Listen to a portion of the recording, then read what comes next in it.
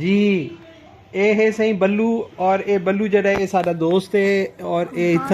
ਇੱਥਾਂ ਮੁਲਤਾਨ ਦੇ ਵਿੱਚ ਜਨਾਹ ਟਾਊਨ ਦੇ ਵਿੱਚ ਰਹਿੰਦੇ ਇਹ ਬੜਾ ਕੰਮ ਕਰਿੰਦੇ ਬੜਾ ਕੰਮ ਦਾ ਬੰਦਾ ਬੱਲੂ ਸੁਣਾ ਕੀ ਹਾਲ ਹੈ ठीक है मैं सही बदे सही बता बल्लू आज लगते मुंह धोता है तू चंगा भला हाँ धो के आया ये धोता है जे धोता ये जो होते थे बल बोड़ जेड़ा ना धोतो वो कियो जो सी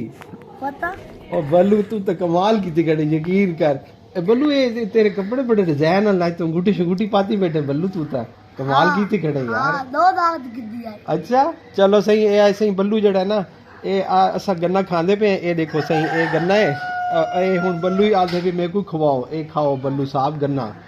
ਇਹ ਗੰਨਾ ਬੱਲੂ ਗੰਨਾ ਤੇ ਪਸੰਦ ਹੈ ਬੱਲੂ ਹਾਂ हाँ अच्छा बियास बोल रहा हूँ बल्लू आज की सुना वल सर्दी का सुना बंदे कोई कोई बंदे बीमार होने पैन अच्छा ते होर क्या होंदा पिया सर्दी कोई कोई सही है कोई कोई बीमार है अच्छा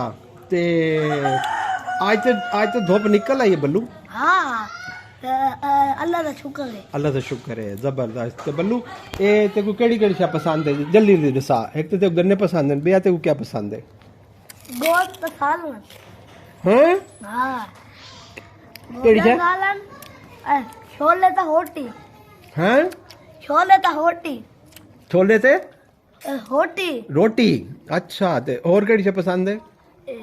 बादाम वाली चाह बादाम वाली चाह हाँ। अब मर रहे हैं बल्लू तू तो बड़ा कमाल का बंदा है यार जबरदस्त तेरी पसंद तो बड़ी सोहनी है हाँ सीधा मैं गया आज मैं लंगा चंगा कहाँ आया अच्छा उत्थे केड़ी शय आई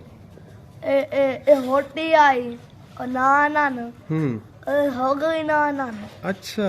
ए छूजी आई अच्छा जबरदस्त तो बल्लू तू ए दसाब केड़े काम कर लेंदे तू फिर काम ही दस फटाफट तो लगे यार तो मैं वो करेगा अच्छा